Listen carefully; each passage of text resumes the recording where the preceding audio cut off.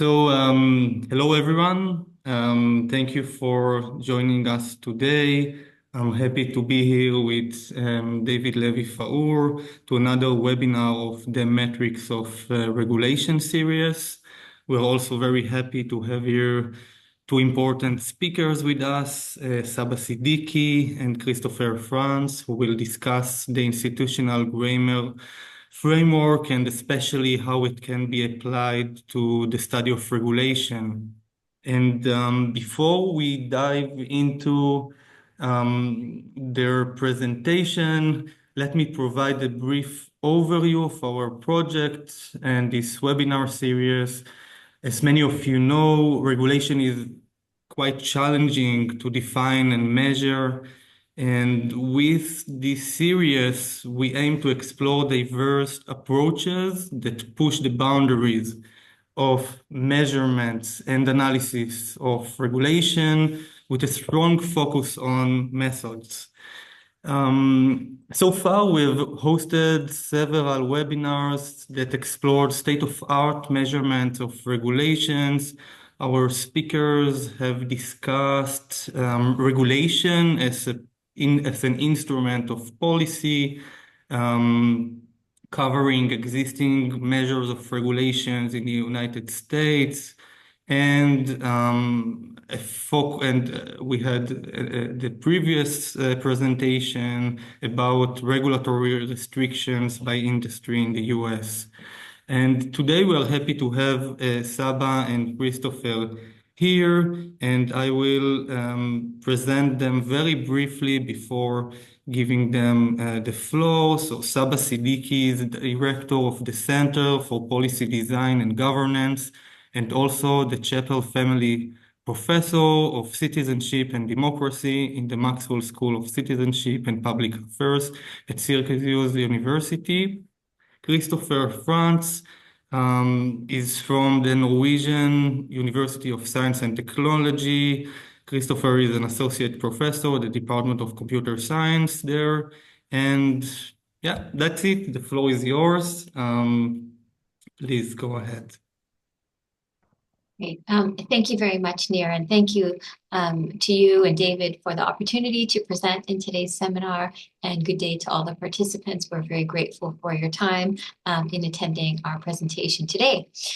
So as Nir mentioned, in our presentation, we're going to be discussing a particular approach for studying regulation that can be used toward identifying and systematically analyzing regulatory text via an assessment of regulatory grammar. So I believe Christopher is going to... we need to, yeah, can you enable screen sharing? Else I won't be able to share the screen.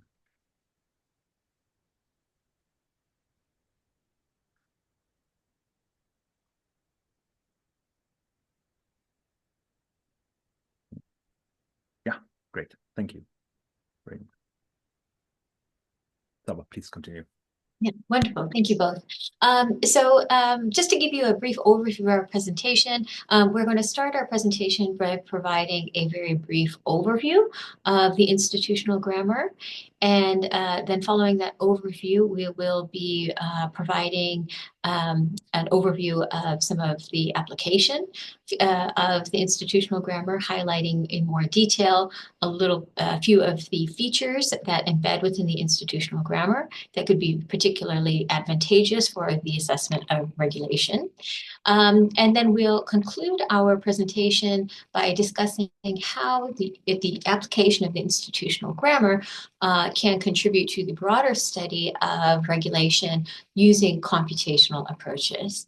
We'll begin with the very brief introduction to the institutional grammar. So the institutional grammar is a theoretically grounded approach for understanding statements that comprise institutions.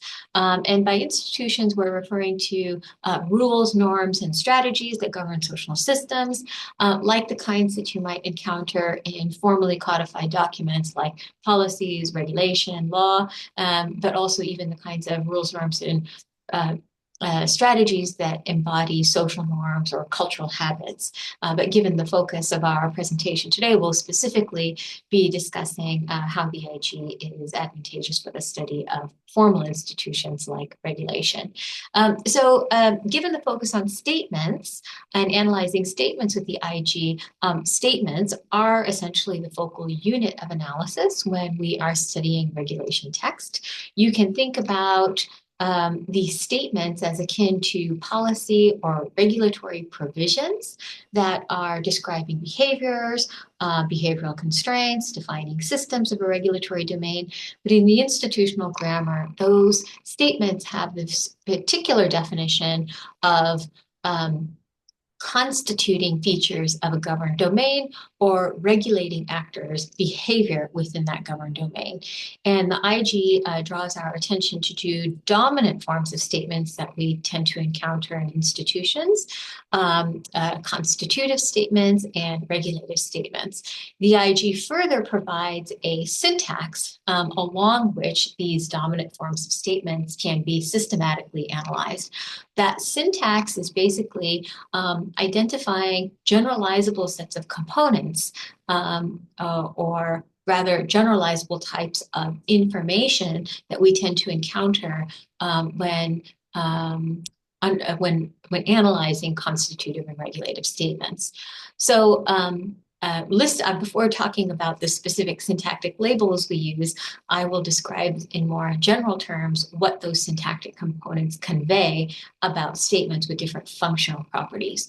So constitutive statements, those are the specific statements that constitute features of a government domain, generalizably or generally convey information regarding something that's being constituted within the governed domain. They usually convey a constitutive function, which is the function through which a constitution is happening within a statement, as well as link properties of what's being constituted to that. These constitutive statements in that way also convey properties of the constituted. They will typically convey modals, which are specific types of words that convey the possibility or impossibility of constitution. Context information, which is information regarding the instances in which constitution is happening, as well as qualification of that constitution, and then incentives relating to that constitution. Regulative statements, on the other hand, those are statements that regulate actors' behavior in government domains, typically convey the following types of information. They are usually always conveying, I should say, actors that are carrying out particular activities, actions, the activities themselves, receivers of actions, prescriptive operators that describe the permissiveness or degree of constraint around that action, and then similarly context and incentives. So the IG basically recognizing that constitutive statements and regulative statements are generally conveying these types of information, identifies a set of syntactic components that correspond to those types of information. So now listed on this slide are the specific syntactic labels that we assign to those particular information types. So we have on the constitutive statement side, we see that constitutive statements will be comprised of constituted entities, constitutive functions, constituting properties, modals, context, or else. And on the regulative statement side, we would say that the regulative statements are generally comprised of attributes, that is actors, aims, actions, objects, receivers of actions, deontics, those are the prescriptive operators, and those context and or else clauses. Now, one important thing to note, and you're probably thinking that already, is that you may not always encounter all of that type of information or syntactic components in any given regulative and constitutive statement, and that's right.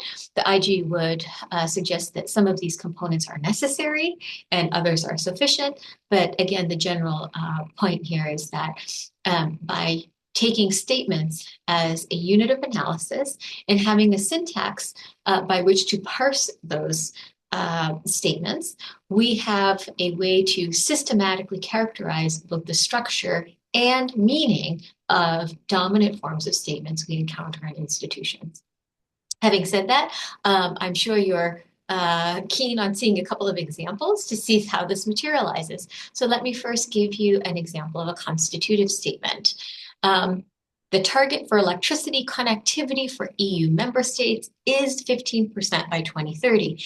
If we were to decompose this constitutive statement by syntactic components of constitutive statements, we would identify target for electricity connectivity to EU states as what is being constituted or what's being defined in this statement as pertinent to a regulatory domain. The constitutive function is, that's the function through which that the constitution that's being conveyed in this statement is happening. Constituting properties is 15%, and the context is a temporal qualifier of by 2030. Now, let me now give you an example of a regulative statement. A regulative statement example would be when planning new infrastructure projects, member states must provide an assessment of connectivity impacts or else face a commission audit. So here we are going to identify actors, and those in this case are states, and we would count those attributes. We also have a descriptor of that attribute, which is member. So together we have member states.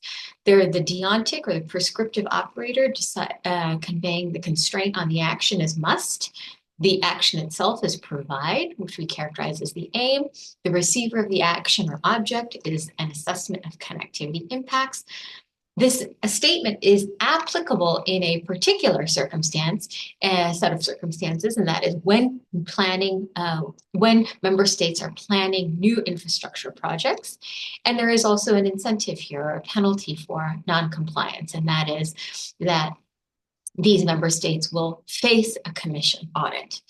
Now, you may be thinking, well, now with that or else, we've actually introduced a new actor and activity, commission and audit, and the IG provides a way to formally represent for better measurement of the various types of information that's being conveyed in the statement,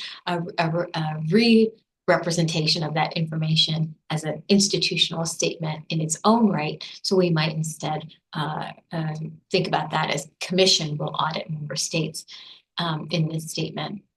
So relating to the focus of this particular seminar series, you can see that through this qualitative classification of information that we encounter in institutional statements comprising formal institutions like regulation, we are actually lending measurement. We're actually creating a formal way to measure both the structure and the meaning with the objective that particular ways of characterizing structure and meaning opens us up to different analytical possibilities, as well as theoretical integration. And to discuss more about that, I will turn it over to my partner, Christopher Frantz. Thank you, Saba. Yeah, exactly. So that's the idea and task for today, and I think also our challenge. And you need to judge whether we meet it in the end. So the IG is quite versatile and quite broad. We always need to put this as a disclaimer in a sense, because it has a broad range of different applications in the area, of qualitative data collection in ethnographic studies, as well as policy studies, as well as computational modeling. So it's always important to realize which features are actually relevant and useful for your particular area of interest. And so we're tailoring this talk a bit to address what we think could be relevant for the analysis of regulation in particular, more so since this is the most commonplace application of the IG to date. Saba, correct me if I'm wrong there.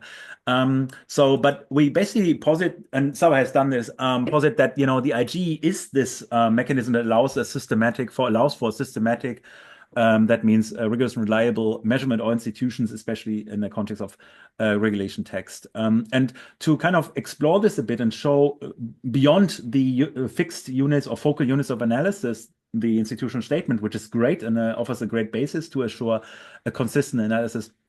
We also want to point to selective features, kind of offer a feature exposition, if you like, of the IG 2.0 more broadly that you might find useful for the analysis of institutions. And we picked 3 of those, and we'll see in how far you kind of can realize that it allows you for a more fine-grained capturing of institutional reality, I guess, expressed in regulation.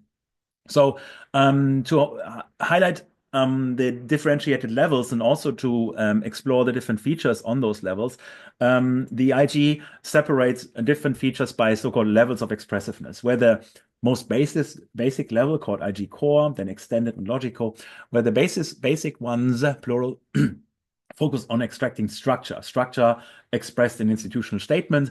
IG core is loosely what you just saw presented by Saba with respect to the decomposition of so-called institutional statements in the corresponding components and some other aspects that I'll briefly highlight later. But it basically allows for very comprehensive capturing of institutional statements of regulative or constitutive type, but it doesn't do so necessarily in a very deep structural sense. And that's something we want to elicit as well, or at least afford the features to elicit this. And later I'm going to talk briefly about IG logical as sort of the opportunity to bring your theory into the analysis, which I think is the key point for many of your applications, and that we realize right now in practice as well.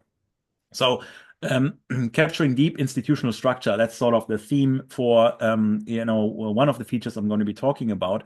And we're talking about the nature of component level nesting. Saba right now mentioned that we decompose an institutional statement into distinct components specific to, again, regulative and constitutive statement types, but we can decompose even further in a uniform and, again, in a very structured way. And the second aspect I'm going to talk about, which might lend itself best to ensure methodological rigor as part of the study design, which is the use of certain transformation rules, because we're dealing with natural language most commonly in different styles, different expression forms, linguistic variants across different languages, of course.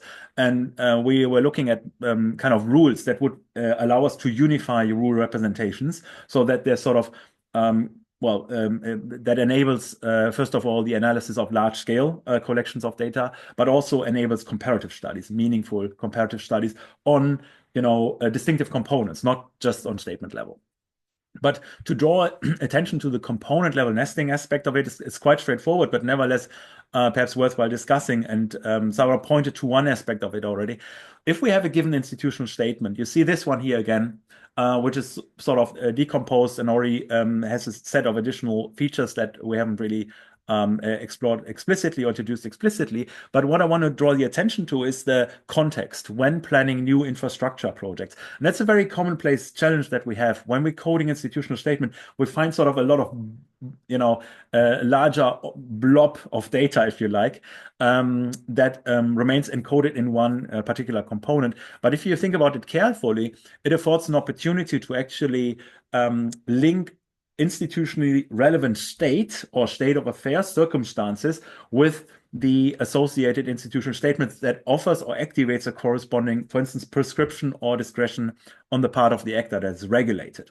So what I mean to say here is that this, when planning new infrastructure objects, in fact embeds institutional information that we can, with the aid of the IG, make explicit as part of the coding as well. So it, of course, clearly goes beyond what classical encoding would mean, taking the existing text without adjustment or changes, and embed them and code it according to the syntactic components. But here the idea is really to infer, to some extent, the institutional context that relies, of course, knowledge of the policy context, without doubt. But if you look on the right side, it's now passed as an activation condition, first of all.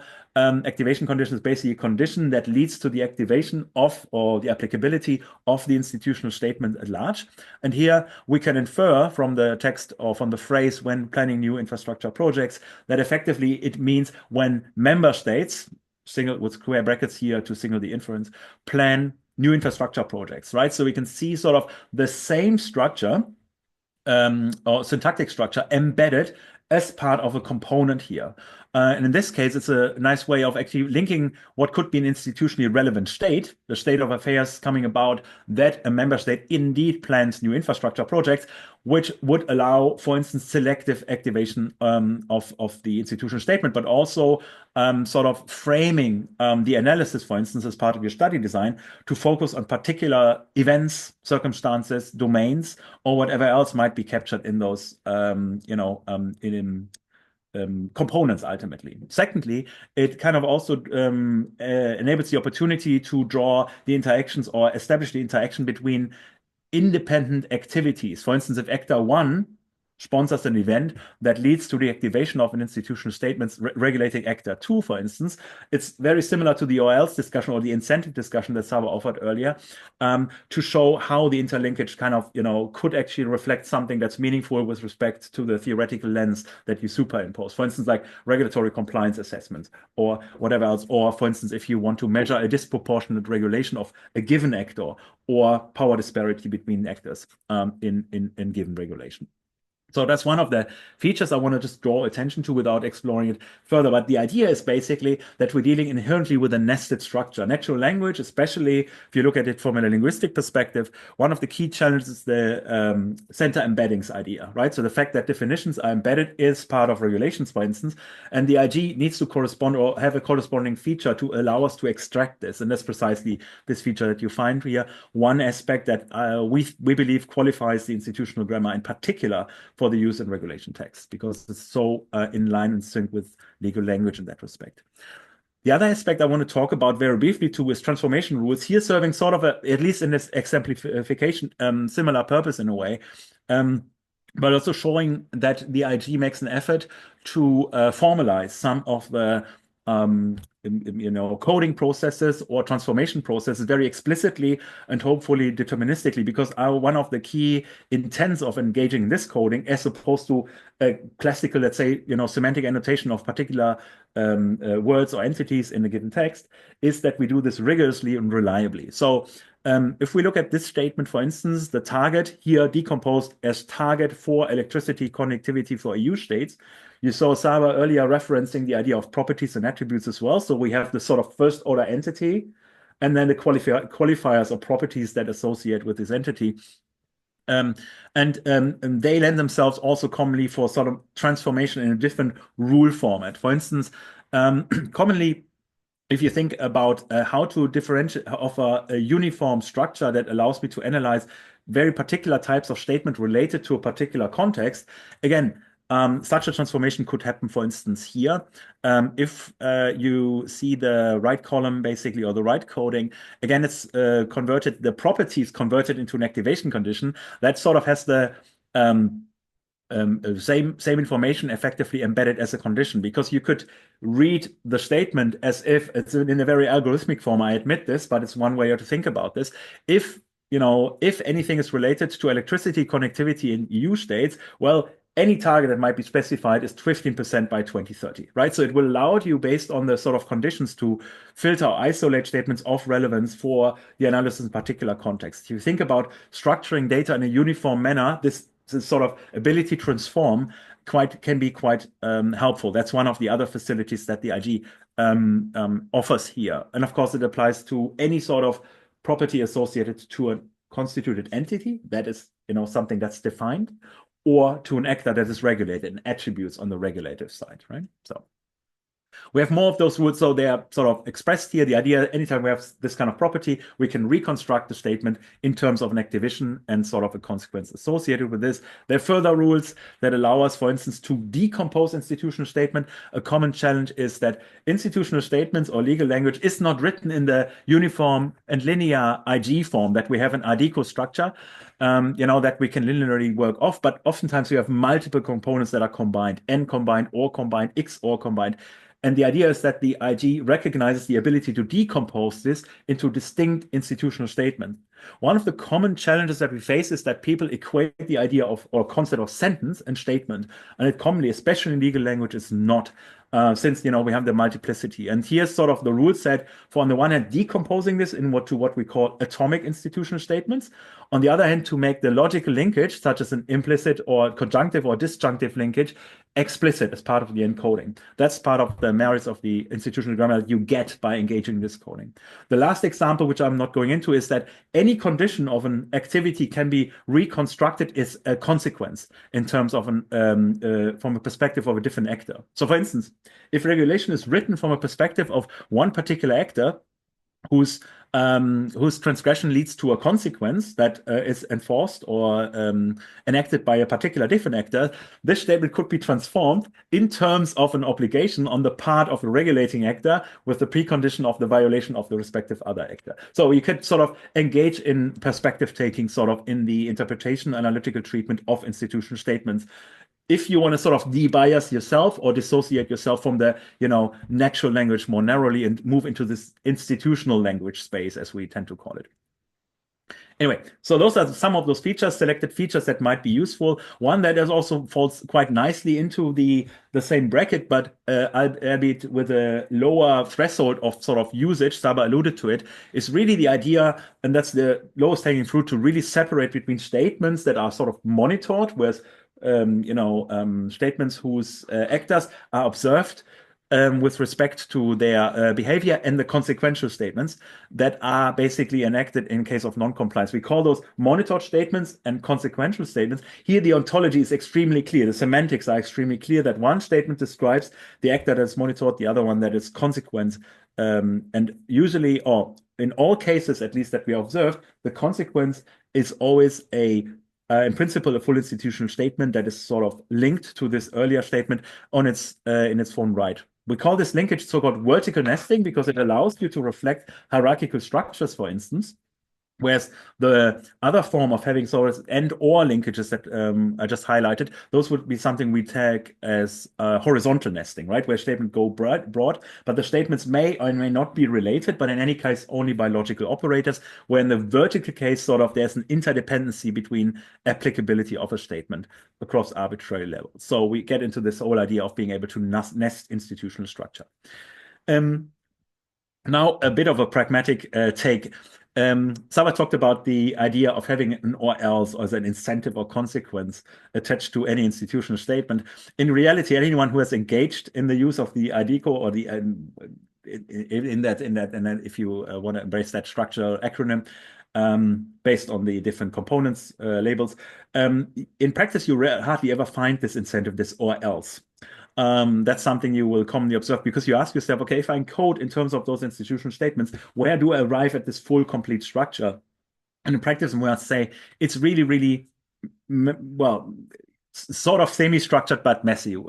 Just to provide a bit of an example, and this applies to a broad range of acts and regulation in particular, is like here we are looking at the New York City Smoke-Free Air Act, which is a really nice, actually clean descriptor of the prohibitions associated with use of tobacco and electronic cigarettes in public spaces or relevant spaces. And you're always looking because it sounds like an act that, of course, regulates the prohibition of such use. And you're looking for the sanctions all the time. And to no surprise, the sanctions are, of course, found in a dedicated section, right, subsection, or sometimes even only paragraph, regulating sort of the consequences of non-compliance. So again, one point against the sentence with a statement sort of relationship, recognizing that institutional statements can comprise of multiple sentences, or variably sentences can be decomposed into multiple institutional statements. This is not a one-to-one relationship.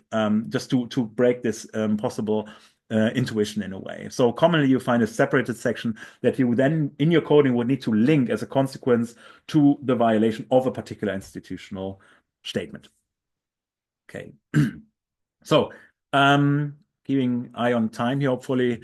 Mia, you need to correct me if I overshoot a bit. You need to put me in order, if you like, talking about institutional arrangements here.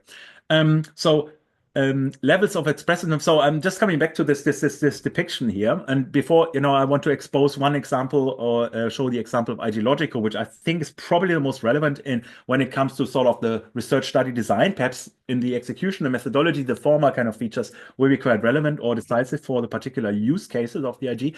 But in as much as the study and embedding of theory is concerned, the IG-logical is, of course, of relevance. So whereas the two ones, again, IG core and extended focus on structure and immediately focusing on the sort of analysis of aggregates of institutional statements statistically of frequency distributions of particular terms or whatever else.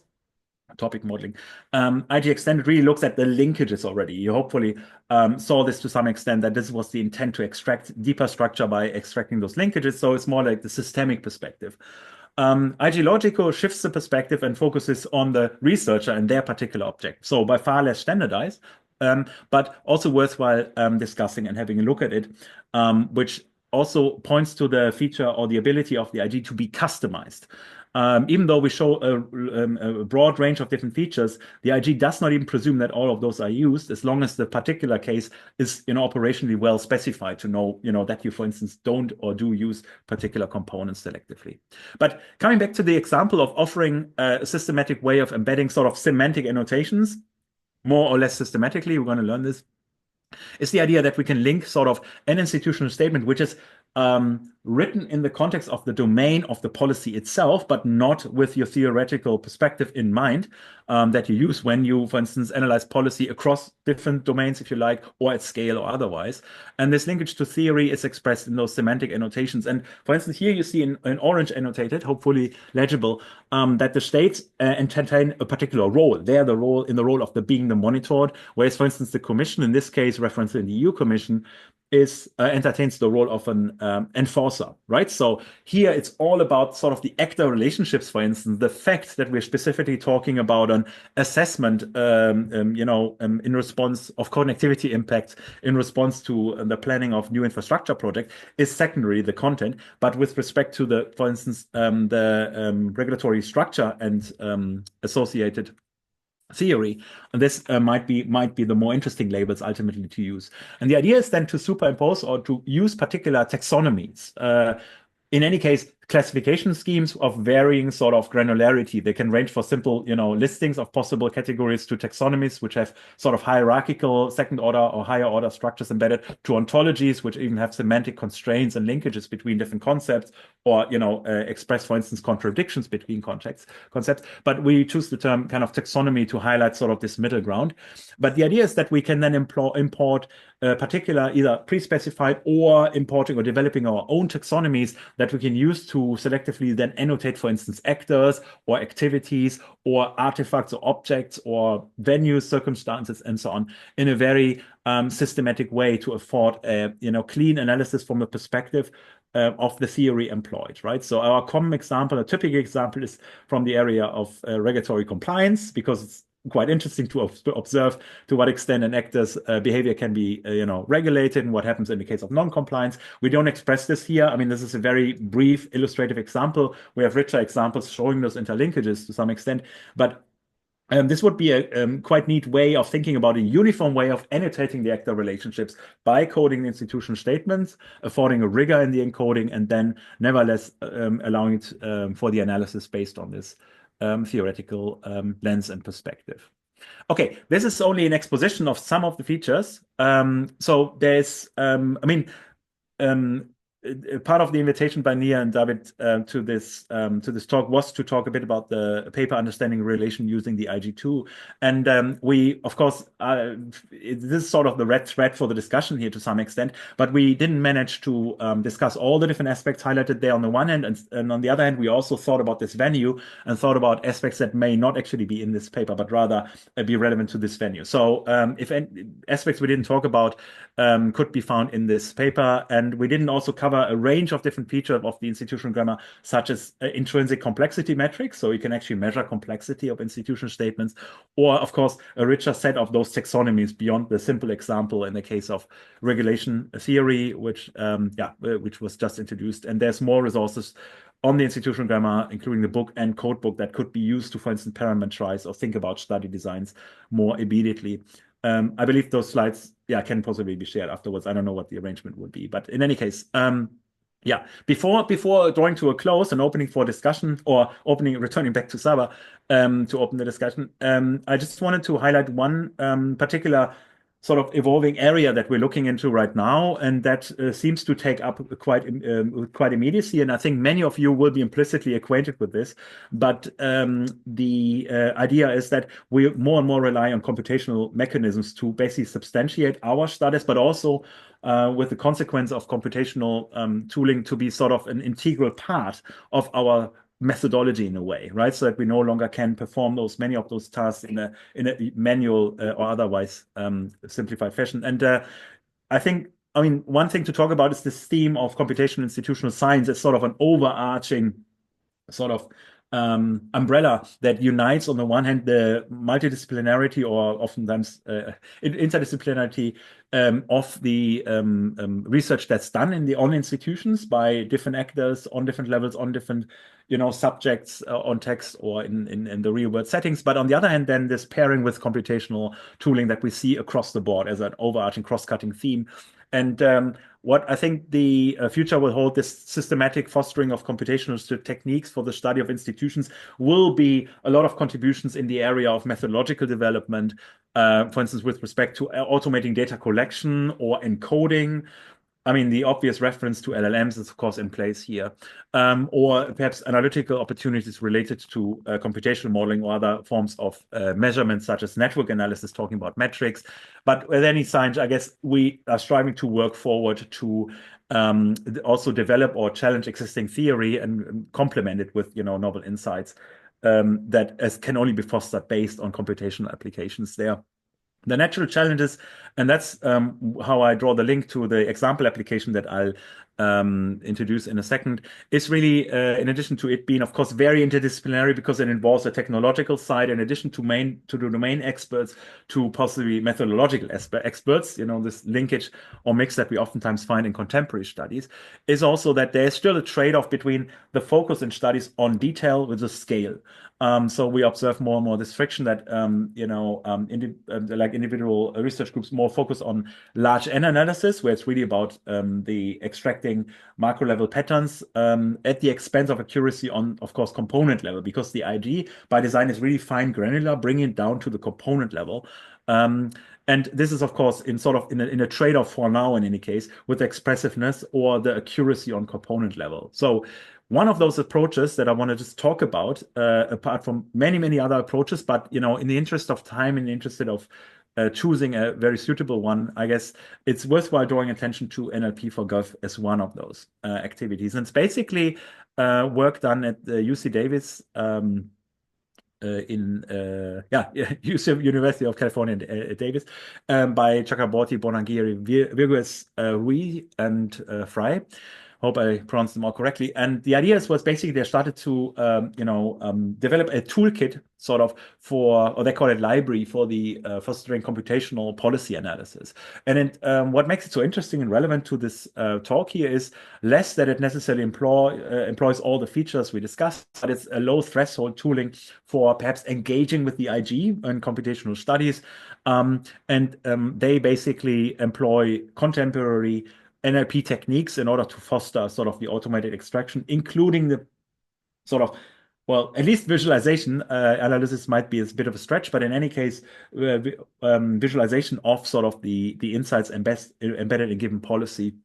And for this purpose, they have a set of Jupyter notebooks. It's usually running on Google Colab that serve particular purposes. And the first three ones that you noted are related to the encoding of institutional grammar components. Whereas the second ones really work on document level and just are for broad comparison of documents based on similarity metrics of some kind. Of course, naturally, we'll draw the attention more to the former ones just to highlight this. And how they do this, for instance, in practice, or what they get out of this with a reasonably semi-automated approach, is actually the idea that they deal with very typical pragmatic problems you're going to be facing when encoding. For instance, the resolution of pronouns, so-called co-referencing.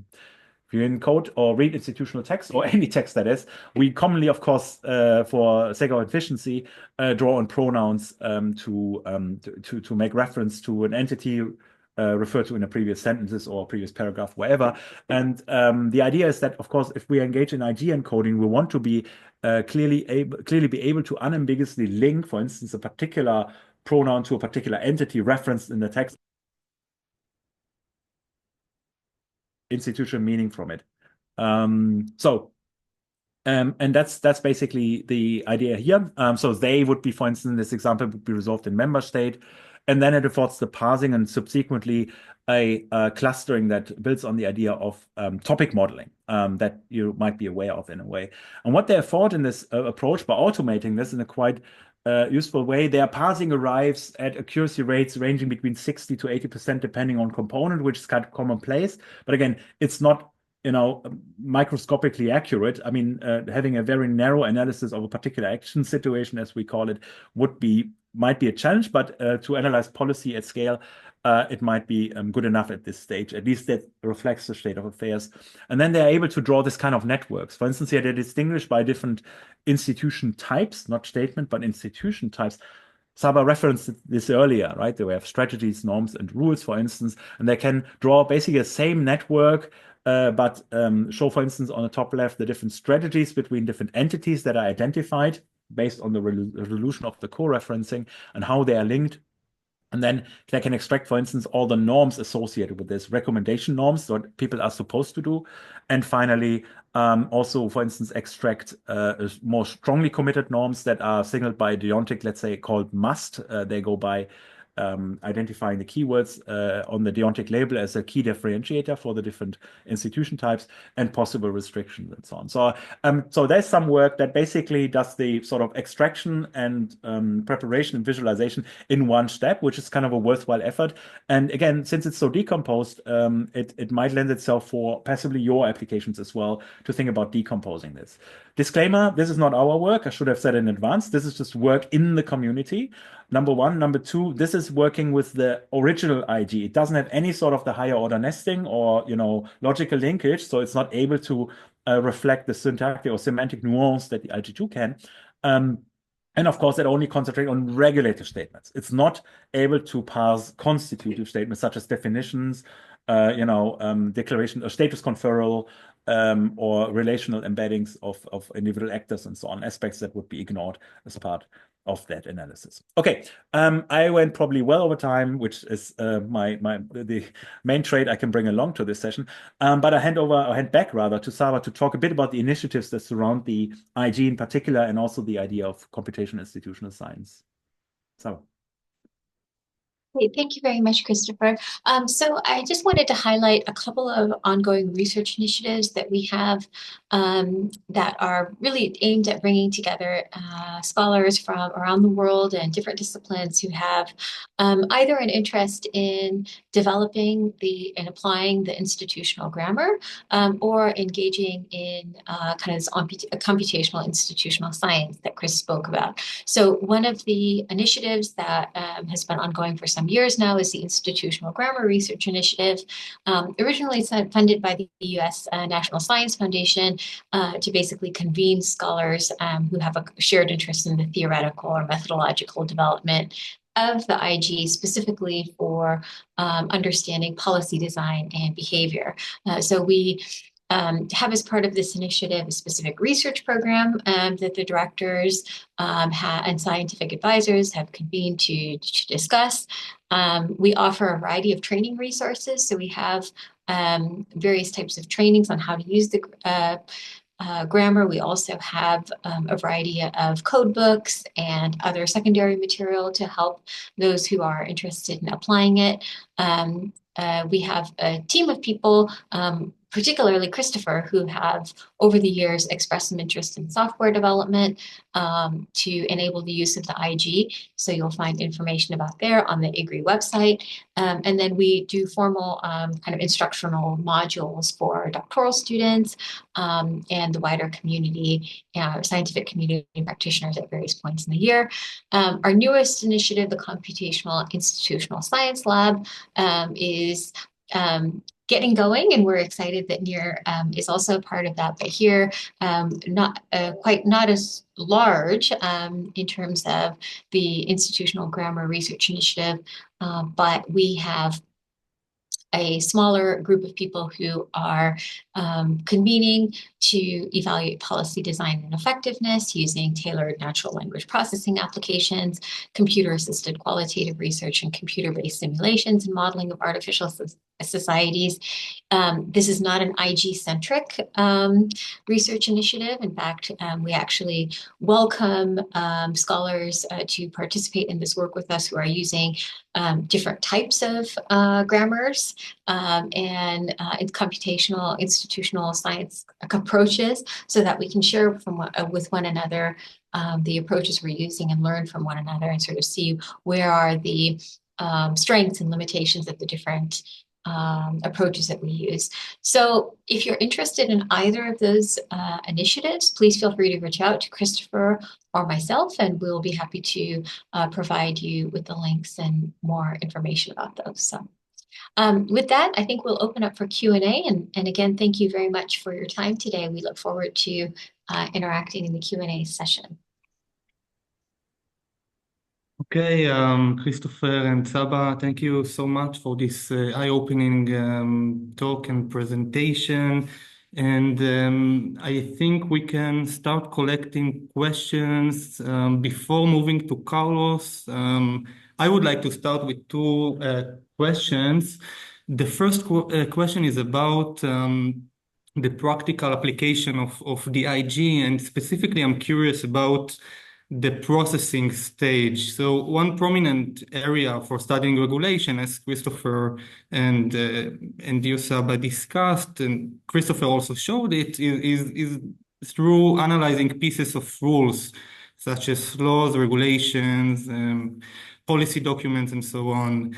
But as shown, when reading a piece of legislation and trying to actually turn it into structured statement, it can be very, very challenging. Sometimes it is unclear who are the actors addressed. Other times regulation pertain to specific products. And also there are some complex structures such as tables. So the first question would be, what are your recommendations for facing these challenges? And the second question is more about the way or the evolution of the IG. And I think one of the main things the IG core is appealing is because it's very simple, or at least in theory, it's quite simple to code. Of course, there are the methodological challenges of how to code and so on. And when moving to the IG extended and IG logical, there are more complexities, and sometimes it is not as clear cut and even very difficult to apply. And also in terms of, for example, aggregations and visualization, it has a lot of challenges. So the question would be, what kind of applications so far we have for analyzing or for applications using IG logical or IG extended? Okay, and since we don't have much time, I think we can move also to Carlos' questions, and then you can probably answer. That would be more easier in terms of time logistic. So Carlos, please go ahead. Thank you. Thank you very much for this presentation. Out of my own selfish interest, I am curious about one of the latest methodological applications that you were talking to about network analysis more specifically. And I saw this slide, and I was wondering whether you could elaborate a little bit more on how we could use this method, and link it with the institutional grammar. And in the precise slide that we were looking at, I saw, there were like different types of ties with different colors, but I don't know if I missed that, but if you could refer back to it, because that would help me follow what you were trying to measure there. Thank you.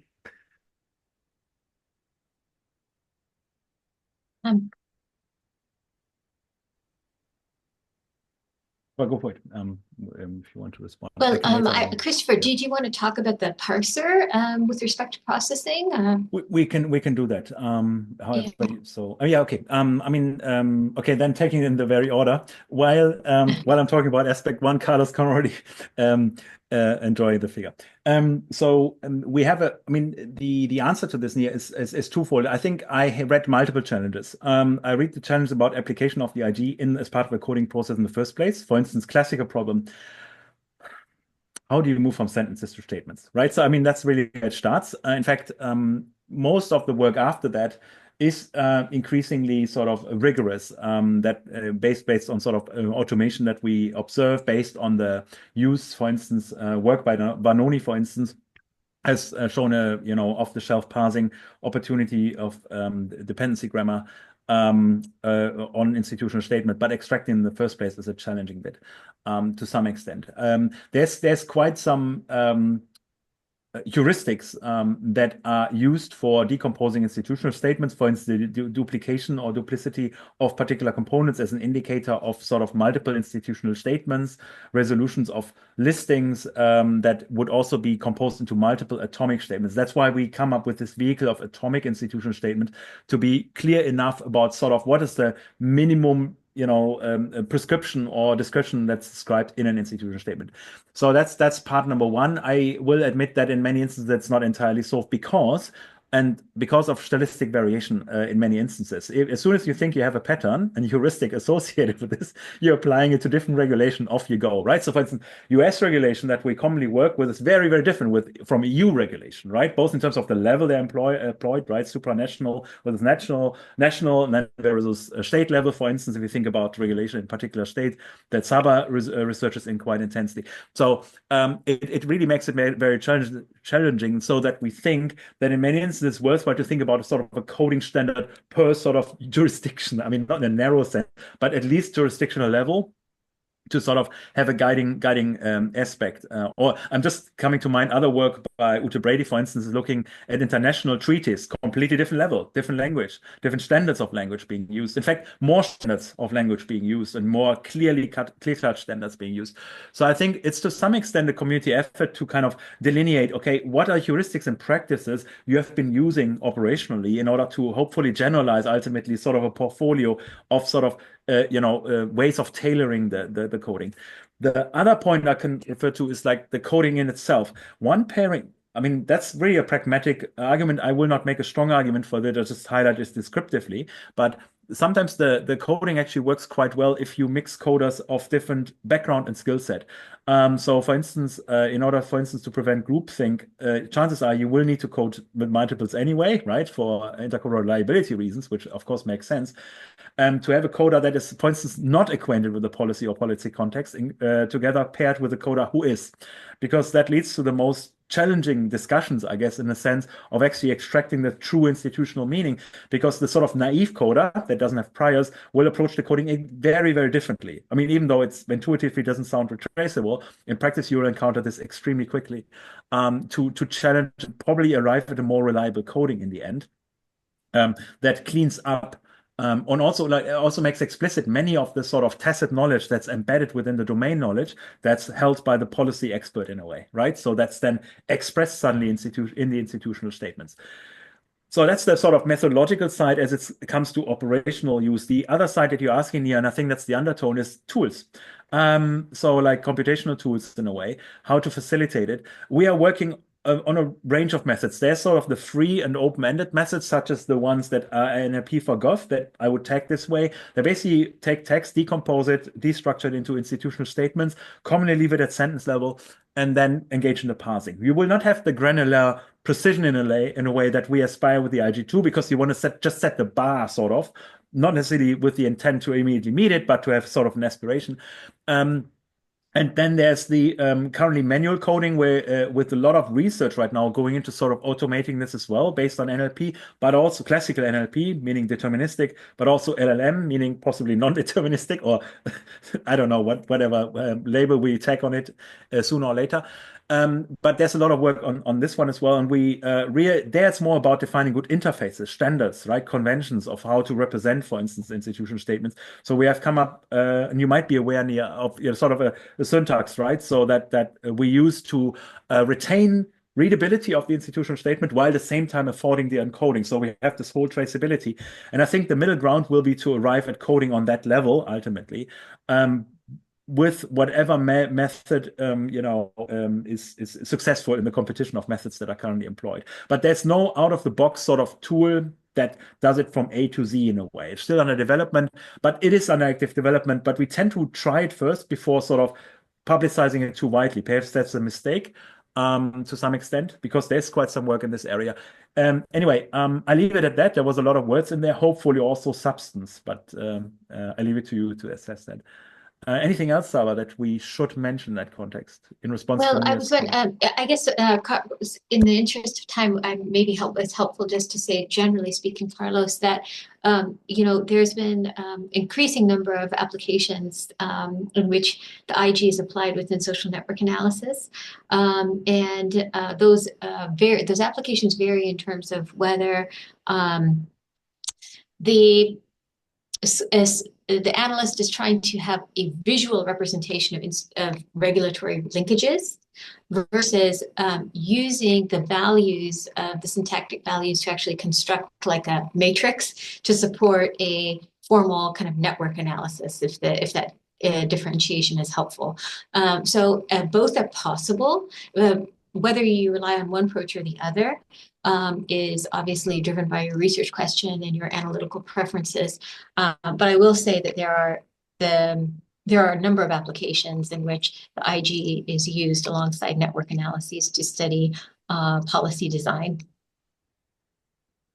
Okay, we have a room for one final question, and I see the hands of Amnon. So Amnon, please.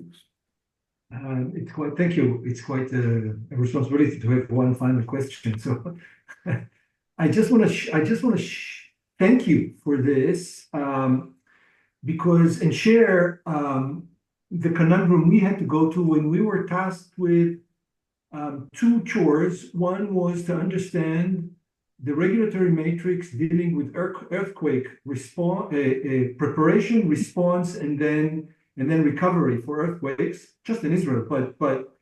And then we had to develop our own grammar, and so we came up with something similar to what you came up with, of course.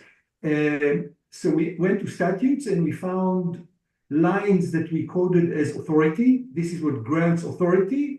Then we established lines that told us about procedure. And then we had a different color that dealt with what type of considerations have to be taken into account. So a more normative way, a more normative grammar. And the most important thing that we found was once you press play and you turn it from a still to a video, this is where the rubber hits the road. So when an event comes and you want to show how those arrows actually work, the workflow, this is where, so we have it. So we have one thing like that, but it was very tedious to make. And then we said, okay, we need more researchers to allow us to generate from that something that is more usable, and then that you can update, because as soon as you change the regulation, then you have to update it automatically and show the various lines. So we spent quite a lot of money and time and thinking about it. We can share what we came up with, and we'd love to get the feedback. But this was our idea of authority, procedure, and normative, and then the temporal, what happens when. So things pop up visually, things come up as the action progresses. Fabulous. Go ahead, Christopher. No, it sounds extremely exciting. I think in many instances, or my intuition is that what I hear is that your framework, first of all, there's something encouraging to know that there's convergence, right? So that's a good sign to some extent. And I think that's some sort of part of the selling point of the IG, but also a lack of it, that it's not really domain tailored in a way, right? It's generic, and it's even generic to application context, to discipline, meant to, and for instance, include regulation norms, as you say, strategies, even just game theoretical models and so on. So it's really interesting that you came up with a similar structure, but chances are, I think we as an IG community can learn a lot from you, because you seem to have a very tangible operationalization that would allow us to think about, okay, where are the overlaps, where are gaps, aspects that you have modeled, for instance, the distinction between sort of procedure and authority. We think about this more like a constitutive side sort of and an operational side in a wider sense, and loosely associate constitutive with sort of the more, authority different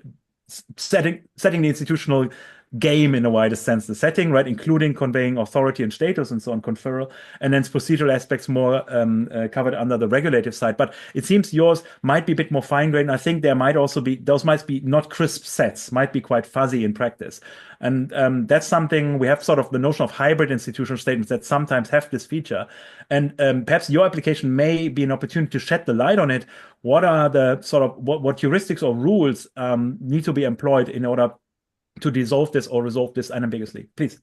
So just one addition to that. So then we took this and we went to the people that actually apply this, and then they told us, but in practice we actually contact another institution or do. Great. So we said we added dotted lines Right. of in life, law in life versus law on the books. Perfect. But that's an empirical. That's but it's very important. I mean, you're absolutely spot on that. That's again one of the other applications, rules in use versus rules in forms, formats they're called in the sort of IG context in a way, right? To what extent is there congruence? Are they complementary? Are they contradicting? Are they inherent competition, perhaps even? That is great. So it seems like you have most of the features plus application that could be really worthwhile in terms of, for us, it would be extremely interesting to see this application. And second of all, to see if there's a meaningful mapping, to what extent would be IG, for instance, just as a sort of test case to understand, or sanity check, right? Plausibility check. To what extent is the use of the IG actually as generic as we think it is?